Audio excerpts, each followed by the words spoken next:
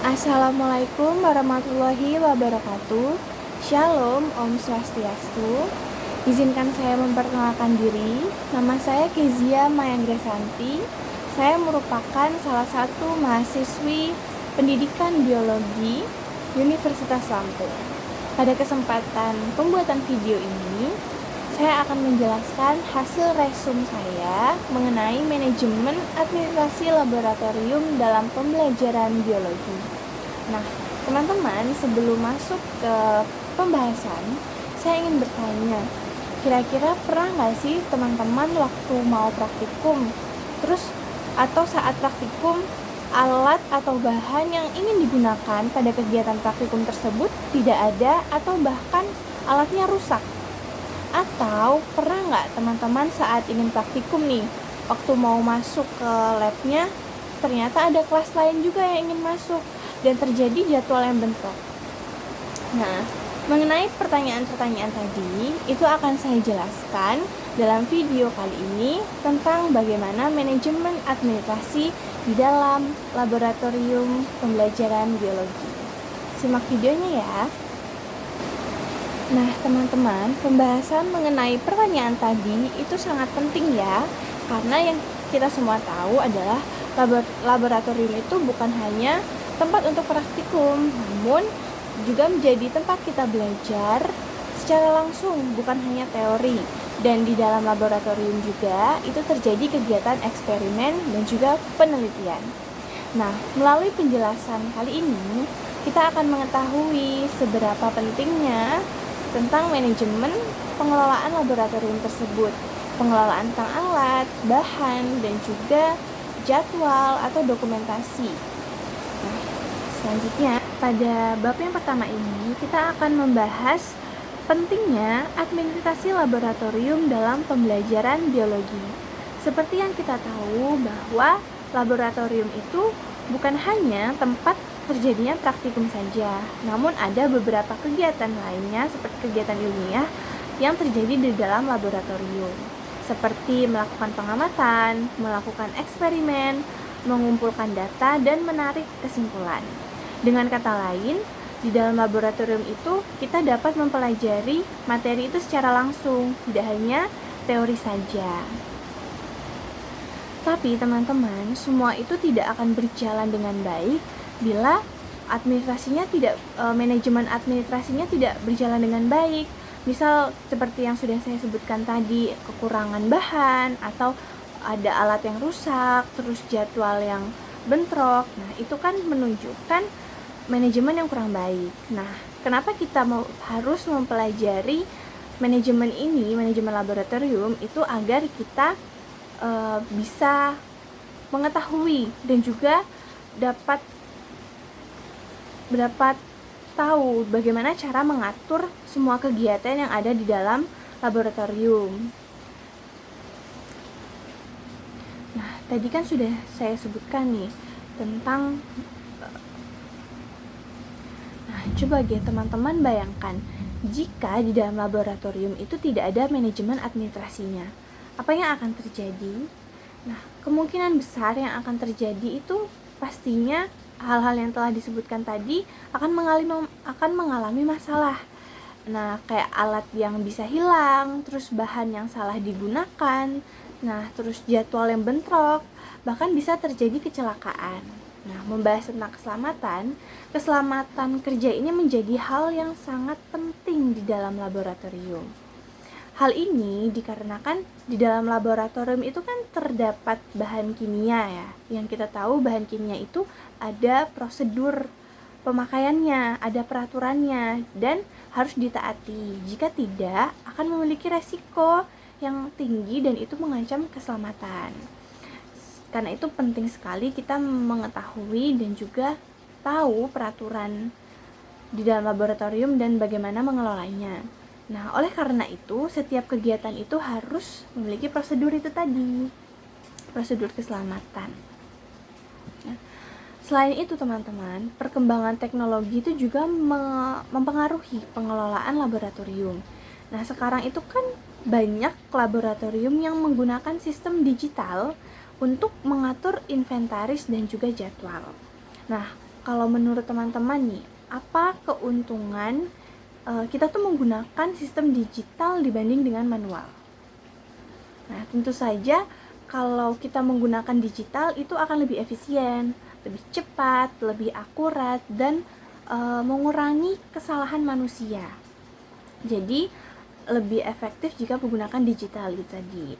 Nah, dapat disimpulkan teman-teman bahwa administrasi laboratorium itu sangat penting karena berperan mendukung proses pembelajaran, meningkatkan efisiensi kerja, dan menjaga keselamatan semua pengguna atau praktikan yang ada di dalam laboratorium. Selanjutnya yaitu bab 2 di sini itu membahas tentang teori dasar administrasi laboratorium. Nah, teman-teman, administrasi laboratorium itu kan dapat diartikan sebagai proses mengatur semua kegiatan laboratorium mulai dari perencanaan, pelaksanaan, hingga evaluasi. Nah,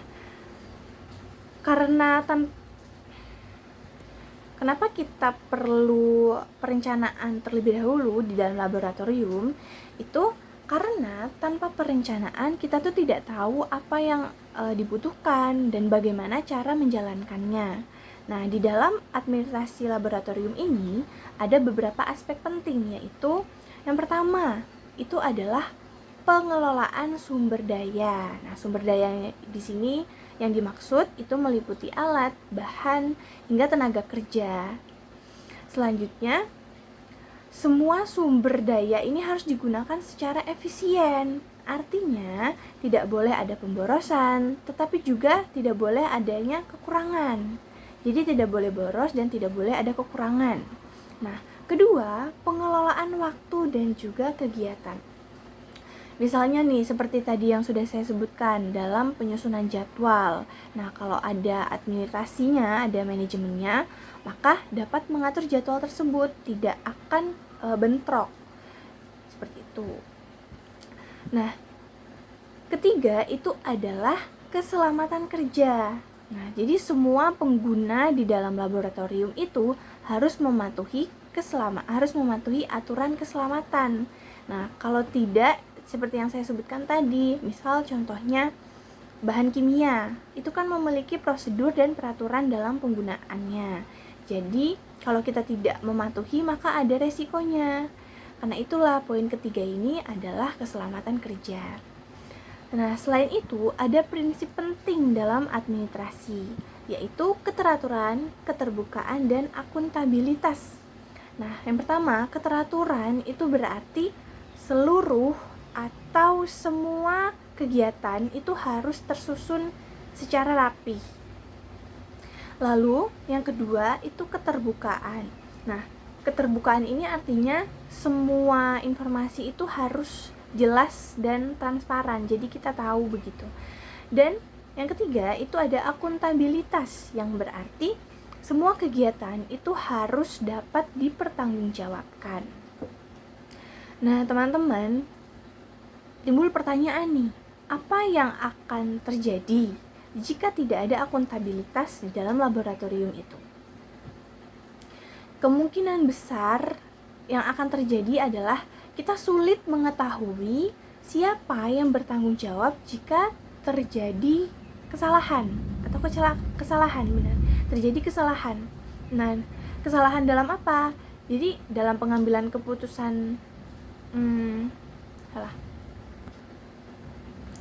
dalam pengambilan keputusan juga harus berdasarkan data.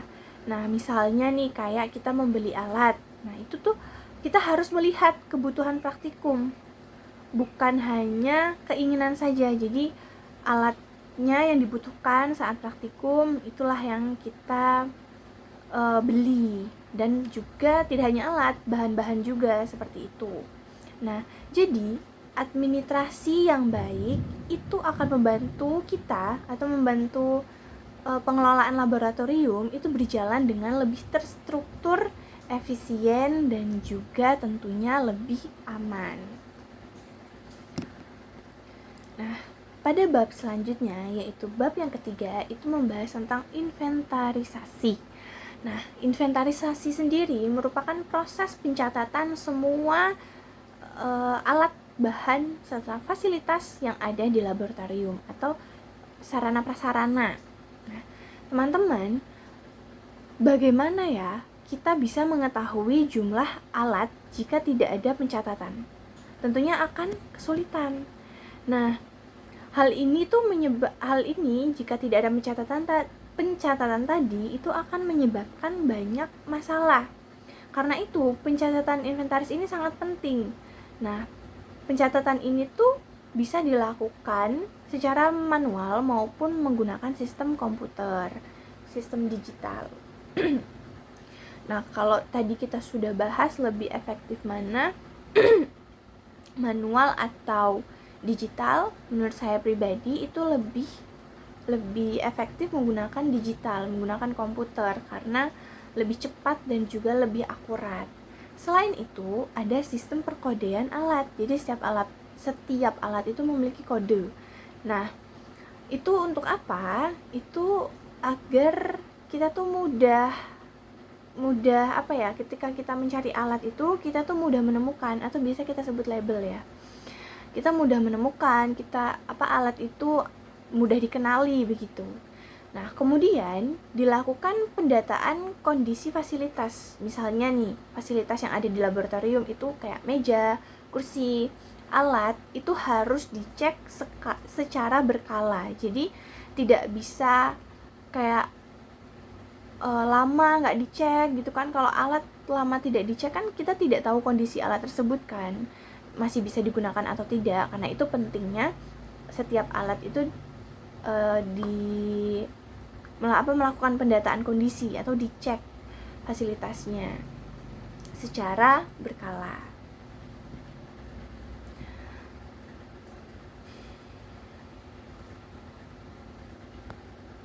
Nah, selain dicek secara berkala untuk mengetahui kondisi alat tersebut rusak atau tidak, nah itu juga harus dibuat laporan secara berkala yang berisi kondisi alat tersebut dan rekomendasi perbaikan atau pergantian. Jadi kalau misalkan alat itu rusak, kita tahu kondisinya, didata, dan direkomendasikan perbaikan atau pergantian dari alat tersebut.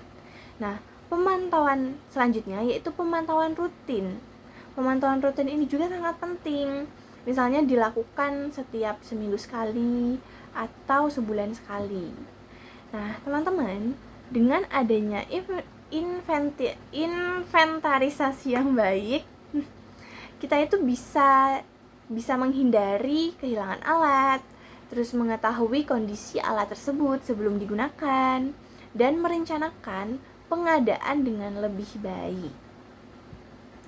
Selanjutnya pada bab yang keempat, yaitu pengadaan alat dan juga bahan.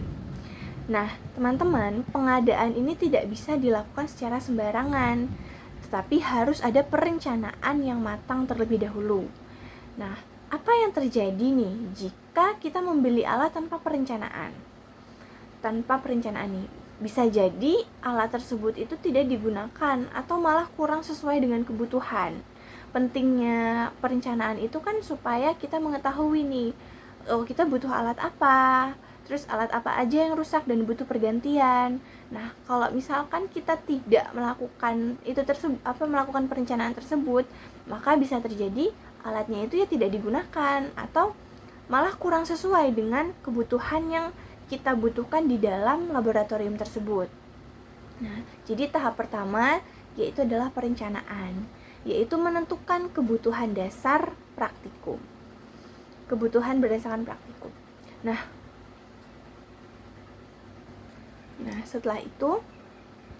setelah dilakukan pembelian dengan memilih supplier yang terpercaya, saat barang datang itu juga harus dilakukan pengecekan untuk memastikan jumlah dan kualitasnya itu sesuai. Jadi ketika barang itu datang, kita tidak langsung kayak ya udahlah gitu masukin gitu, enggak, tapi kita harus mengecek kelengkapan alat tersebut, terus apakah di alat tersebut ada kerusakan juga, dan juga jumlahnya apakah sesuai dengan yang kita pesan. Nah, jika ada kerusakan maka itu harus segera ditangani. Nah, selanjutnya yaitu pengelolaan inventaris. Misalnya penyimpanan yang sesuai, pengaturan suhu, dan pengawasan masa kadaluarsa dari bahan. Nah, semua ini bertujuan agar alat dan bahan itu tetap dalam kondisi yang baik dan siap digunakan. Jadi, pengadaan yang baik akan membantu laboratorium itu berjalan lebih efisien dan hemat biaya. Pada bab selanjutnya, itu pada bab kelima, kita membahas tentang pemeliharaan dan perawatan alat. Nah, teman-teman, jika dalam laboratorium nih, apakah alat laboratorium itu bisa digunakan secara terus-menerus tanpa perawatan? Tentunya tidak ya. Nah, setiap alat yang ada di laboratorium itu harus dirawat dengan baik dan dicek secara berkala itu agar tetap berfungsi dengan baik dan kita mengetahui kondisi alat tersebut. Salah satu hal yang penting adalah kalibrasi. Kalibrasi ini bertujuan untuk memastikan alat hasil yang akurat. Nah, jika alat tidak dikalibrasi, hasil eksperimen itu bisa salah dan tidak bisa atau sulit dipercaya gitu. Nah, ada beberapa jenis pemeliharaan.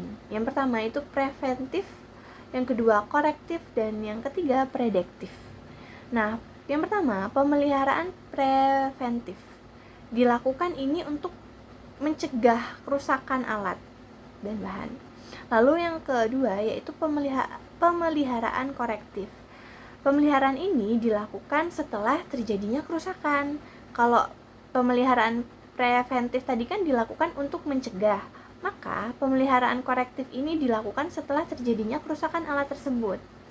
Nah, lalu yang ketiga yaitu pemeliharaan prediktif. Nah, ini dilakukan berdasarkan kondisi dari alat tersebut.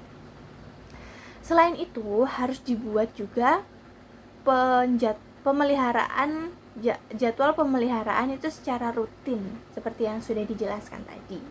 Nah, pada bab yang kelima ini itu juga membahas tentang pemusnahan bahan berbahaya. Hal ini penting untuk menjaga lingkungan di dalam laboratorium itu. Jadi teman-teman, pemeliharaan itu sangat penting untuk menjaga kualitas alat dan juga keselamatan pengguna atau praktikan di dalam laboratorium. Selanjutnya, pada bab yang ke-6 yaitu aktivitas di laboratorium. Nah, teman-teman, kenapa ya jadwal praktikum itu harus diatur dengan baik? Pasti pada jawab ya supaya nggak terjadi bentrok, supaya waktu kita masuk nih nggak ada kelompok atau kelas lain juga yang menggunakan laboratorium di jam yang sama. Nah, itu benar.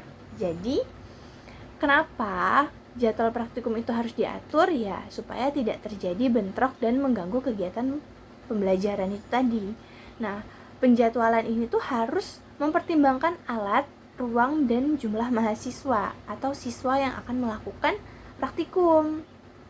Selanjutnya adalah peminjaman dan pengembalian alat. Jadi setiap kali kita sudah meminjam kita meminjam alat, setiap alat itu harus dicek sebelum dan sesudah digunakan. Jadi sebelum digunakan keadaannya bagaimana, setelah digunakan itu keadaannya bagaimana. Itu kita harus melakukan pengecekan sebelum dan sesudah alat itu digunakan. Kemudian ada logbook. Logbook ini digunakan untuk mencatat penggunaan alat dan juga bahan. Nah, menurut teman-teman nih, kenapa logbook itu penting? Jadi kenapa logbook itu penting? Karena itu tuh buku yang itu logbook. Salah. Nah, menurut teman-teman, kenapa logbook itu penting? Nah, tadi kan sudah dijelaskan nih kalau logbook itu kan untuk mencatat penggunaan alat dan bahan. Jadi, dari logbook ini itu dapat membantu dalam pengawasan dan evaluasi. Nah, dengan adanya sistem ini, semua kegiatan di laboratorium itu bisa lebih terkontrol. Pada bab yang terakhir, yaitu bab yang ke-7, yaitu adalah dokumentasi. Nah, dokumentasi ini sangat penting karena menjadi bukti dari semua kegiatan yang sudah berlangsung di dalam laboratorium.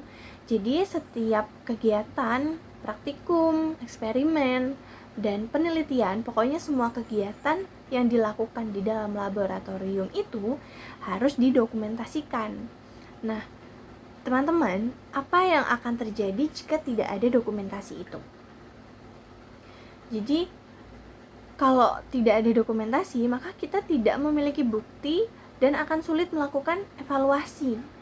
Nah, dokumentasi ini meliputi surat menyurat, SOP, dan pengarsipan data. SOP sendiri atau standar operasional.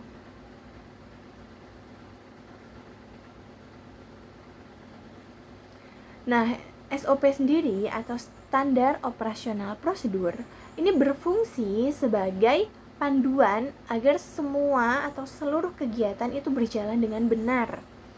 Nah, yang kedua itu pengarsipan. Pengarsipan ini bisa dilakukan secara fisik maupun digital. Lalu sistem digital lebih cepat.